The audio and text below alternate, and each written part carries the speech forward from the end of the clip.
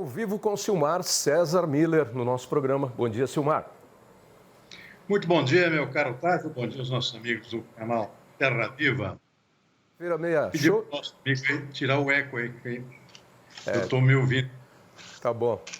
Vai lá, tira o eco do Silmar. Consiga aí? Tá sem eco agora, Silmar?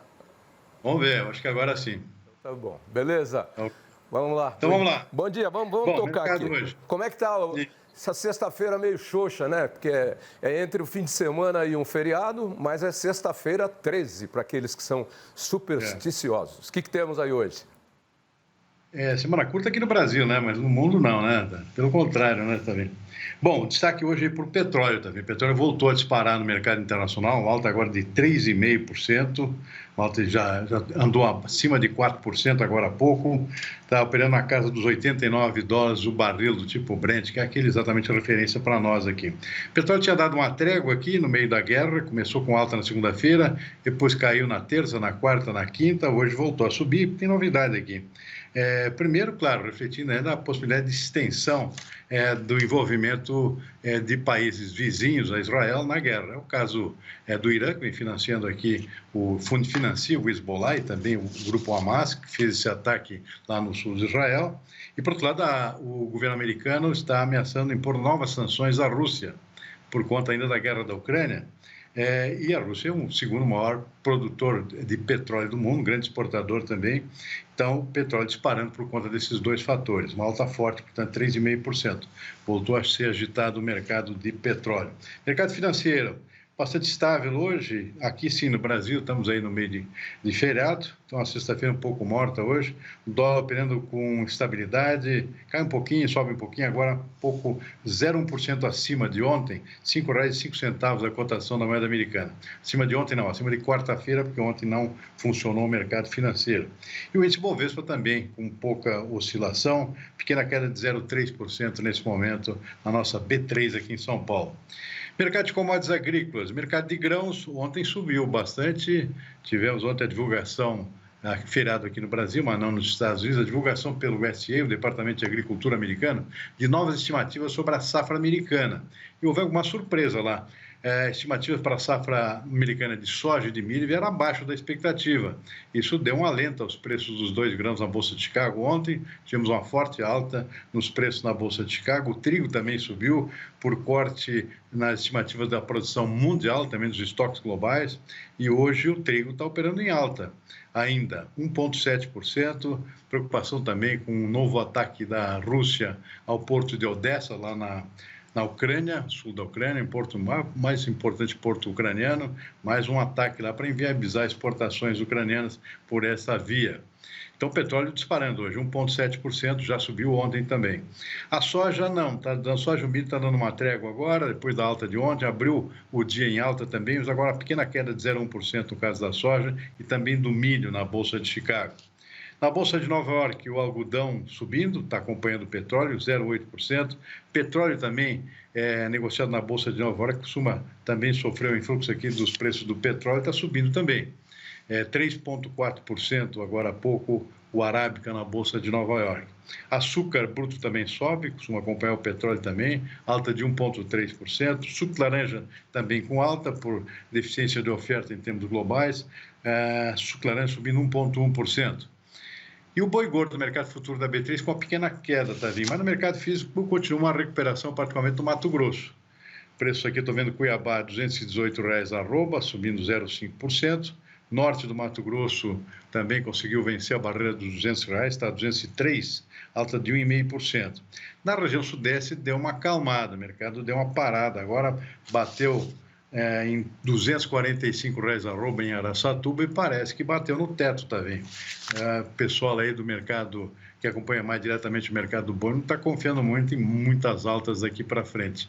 Parece que deu uma paradinha. É isso o retrato desse momento, Tavinho.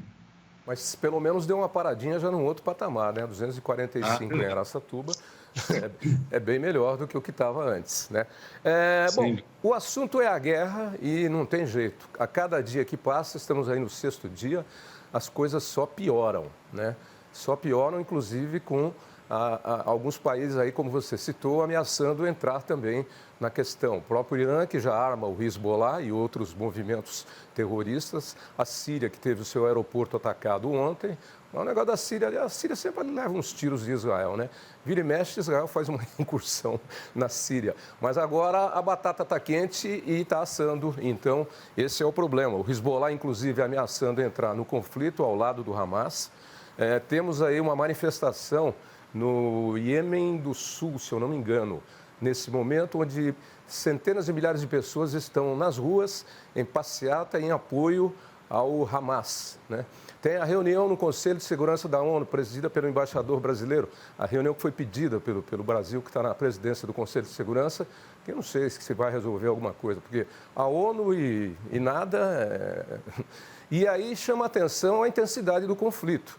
Ontem eu já fiquei assustado com uma declaração do ministro da Guerra de Israel, que disse que não entra uma gota d'água e não se liga um equipamento e nenhuma tomada enquanto os israelenses que estão em Israel, presos pelo Hamas em Gaza, não retornarem com segurança para Israel. E ele disse até, não venham nos condenar, foi isso que ele disse. São medidas humanitárias equiparadas a medidas humanitárias. Fazendo aí uma comparação, como se eles podem prender os nossos israelenses lá, nós podemos cortar a água e a luz deles. E hoje, mais preocupante ainda, Israel deu 24 horas para que a população evacue a parte sul de Gaza, né? E são 1.100.000 pessoas, é um verdadeiro êxodo humano. O Hamas pede para que as pessoas fiquem, as pessoas têm medo e não vão ficar, né? E estão saindo por uma única estrada que tem do jeito que podem, a cavalo, a pé, de moto, de carro, de caminhão, enfim, está uma confusão naquilo lá. A coisa se complica, hein? E olha, cumprir essa exigência aí do Israel é praticamente impossível também. Não tem como evacuar 1.100.000 pessoas até às 6 da tarde de hoje, né? Pelo horário deles lá. Ou seja, não tem como, ainda mais na situação caótica, encontra a infraestrutura lá de transporte nessa região aí ocupada pelo Hamas, na faixa de Gaza, aí, que é bem lá no sul de Israel. Sair pelo sul, teria que passar pelo Egito, Arábia Saudita, e não tem estrutura preparada para receber 1.100.000 pessoas. Então, não tem como. Então, por isso mesmo aí, tem gente achando que é melhor ficar lá na faixa de Gaza. E aí, o exército israelense, a tendência é invadir essa região, vai invadir pelo norte, essa é a estratégia, e não se sabe o que vai acontecer em termos de consequência em relação a isso. Mas, certamente, uma grande mortalidade dos dois lados, né, também, porque é muito difícil, é uma situação de ocupação muito complexa, né, porque é uma cidade, praticamente, né. A faixa de Gaza é um aglomerado de 2 milhões de pessoas, então não tem como distinguir cidade de campo, ou seja, edifícios lá que são ocupados pelo Hamas, no subterrâneo, por exemplo, e vivem pessoas normais lá nesses prédios. Como é que vai fazer o ataque, né, diretamente ao Hamas numa situação dessa? Uma situação aí de grande complexidade e é um grande ponto de interrogação que vai acontecer no dia de hoje por conta dessa ideia, dessa promessa, dessa ameaça de invasão. Possivelmente vai ser cumprida, porque Israel também não tem muita alternativa, né? Até porque agora tem 2 frentes de guerra, pode ter 3, uma agora pelo norte, com o Hezbollah, né, situado no sul do Líbano, ou seja, a situação cada vez mais complexa e dividindo as forças de defesa israelense para complicar ainda mais a situação. Pois é, e se no conflito Rússia-Ucrânia eu não tinha detectado uma possibilidade de uma terceira guerra mundial, nesse conflito especificamente eu acho ele perigosíssimo sob esse ponto de vista, principalmente pelo paiol de pólvora, o barril de pólvora que é aquela região e os muitos envolvimentos políticos, geopolíticos que estão naquela região e forças extremamente devastadoras. Israel é o 19º contingente militar de pessoas ativas do mundo. O Brasil é o 15º, mas só que a população de Israel é isso aqui. A nossa população, comparativamente, é enorme. Então, é grande a preocupação nesse momento. Vamos ver o que vai acontecer com esse pedido aí de evacuação. Mesmo porque toda a água e toda a luz é fornecida por Israel para aquela região da faixa de Gaza. E você não tem onde enfiar esse 1.100.000 pessoas. Com consequências aí, como você já disse, o preço do petróleo subindo hoje, né? Isso vai refletir de uma forma geral em toda a economia mundial. E tem a questão também do que nós importamos, né? Insumos para fertilizantes. Por enquanto, parece que não existe preocupação, porque o que a gente importa de potássio de Israel é algo em torno aí de 7,5%, 7, 8% do que a gente precisa. Como é que você vê esse cenário da questão dos fertilizantes? Mas tem os vizinhos lá que também mandam muita coisa para a gente. Irã manda, Marrocos manda, Líbano manda, enfim, Argélia manda. A situação é complicada, hein? Bom, a situação dos fertilizantes no Brasil, é bom sempre lembrar que o Brasil é extremamente dependente de importações de fertilizantes, e especialmente de cloreto de potássio, né? Ou seja, o Brasil importa 95% do que consome, só produz 5%. E a nossa pior dependência em termos de matérias-primas de fertilizantes é o potássio. Uma grande parte do potássio que o Brasil importa vem lá da Rússia, vem da Belarus, que é vizinha da Rússia, e foi um setor bastante afetado pela guerra lá da Ucrânia, né? Então, isso realmente, nós vimos no ano passado os preços dos fertilizantes disparando no mercado internacional, prejudicando muito aqui a utilização de fertilizantes aqui no Brasil. Essa situação deu uma boa melhorada já de um ano passado para cá, a situação está normalizada em termos de fornecimento. Agora, Israel, efetivamente, nós temos uma certa dependência de Israel para o cloreto de potássio, que é exatamente a nossa principal deficiência em termos de importações, né? Como eu disse, que 95% que o Brasil usa precisa ser importado. Então, Israel é um dos fornecedores de cloreto de potássio. Não é o mais importante, a situação, por enquanto, não foi afetada, até porque Israel tem condições de continuar exportando, porque não é Israel que está sendo ocupado agora, e sim um enclave lá dentro de Israel, que é onde está situado o Hamas. A menos que a guerra agora realmente tome outras proporções, por enquanto não há o que temer em termos de importações, inclusive de Israel, desse tipo de produto. E, além disso, nós temos outros fornecedores, como eu disse aqui, especialmente Belarus e a própria Rússia, onde a situação, em princípio, está sendo fluida normalmente em termos de fornecimento desses insumos aqui para o Brasil. Agora, claro, situação se estender para um conflito maior envolvendo toda a região, aí envolve petróleo, é outro departamento, aí influi também em fertilizantes derivados de petróleo, ou gás natural, por exemplo, dos quais o Brasil também é dependente, são insumos importantes aqui para nós, aí a situação toma uma outra proporção. Por enquanto não é essa a situação também. Aí no caso é o nitrogênio, né? O N, do NPK. Mas o Brasil só sobe o alerta para essa questão da dependência de fertilizantes quando tem problemas no fornecimento de matéria-prima. Quando a coisa começa a caminhar normalmente, todo mundo esquece do problema e aí salta aos olhos novamente quando você tem um problema no abastecimento. A questão ali no Oriente Médio é que a coisa está esquentando muito rapidamente. E o envolvimento de outras nações e tomadas de posições por adeptos de um lado ou adeptos de outro, principalmente para o lado do Hamas, está crescendo numa proporção muito grande. E aí a gente percebe que existem outros pontos nevrálgicos de conflito no mundo, né, que foi exatamente o que aconteceu na Segunda Guerra Mundial. Por exemplo, a Rússia já tomou uma beirinha e meteu bala lá no porto de Antuérpia, né? Odessa. Já fez um ataque mais violento lá.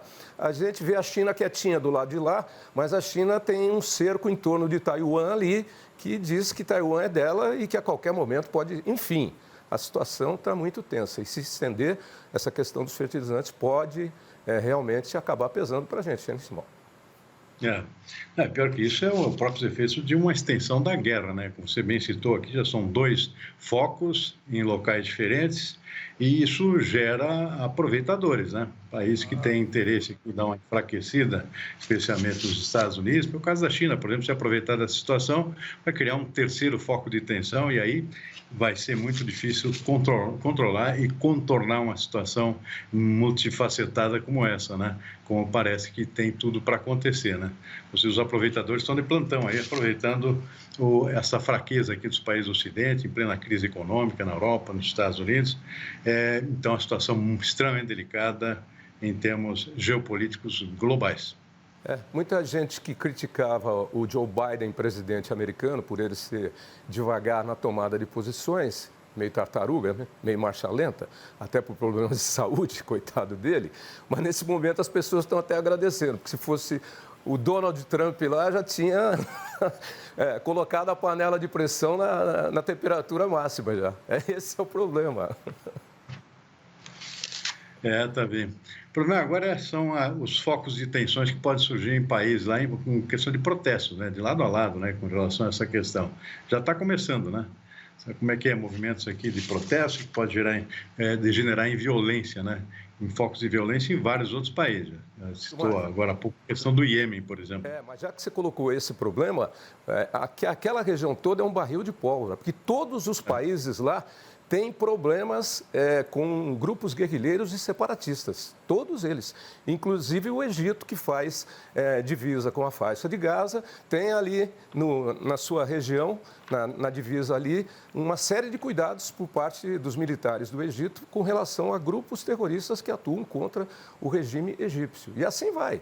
Todos os países lá da Península Árabe têm os seus problemas. Esse é o problemão maior nesse momento. Exatamente. A Síria é outro, né? Síria é outro. Muita dificuldade interna, né? Síria é outro. Sair de uma guerra cruel aqui, 10 anos. Exatamente. Bom, vamos ver como caminha e aguardar, mas o fim de semana aí promete ser cheio de notícias. Vamos acompanhar. E na segunda-feira a gente retorna. Um bom final de semana para você, com frio e chuva, hein? É verdade. Bom final de semana. Você e toda a nossa equipe aí. Um abraço. Um abraço. Esse é Silmar César Miller, sempre no primeiro segmento aqui do nosso programa, com a economia, o mercado financeiro, as commodities agrícolas e, claro, conversando também sempre com a gente sobre geopolítica. Afinal de contas, tudo influencia em tudo, principalmente esses movimentos de guerra e que nós temos nesse momento nevrálgico para o planeta Terra.